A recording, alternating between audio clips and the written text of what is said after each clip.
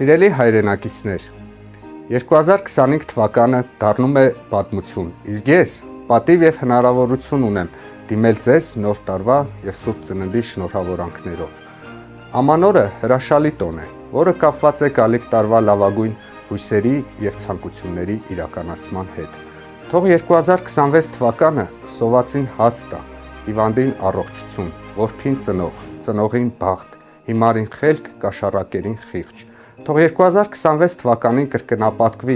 եռապատկվի կենսաթոշակառուների թոշակը, աշխատողների աշխատավարձը, իսկ անապահության նպաստառուների քանակը կտրուկ նվազի։ Առանձնահատուկ ուզում եմ շնորհավորել սահմանի կանգնած հայ զինվորի ամանորն ու Սուրբ Ծնունդը, մաղթելով նրան բարի և անփորձանք ծառայություն, բարի վերադարձ։ Բոլորիս մաղթում եմ արարման, ինքնաճանաչման, կերտման, զարգացման նոր ուղիներ գտնելու, անձնական ու համամարտկային ջերմ ապրումների տարի։ Շնորհավոր ամանոր և Սուրբ Ծնունդ։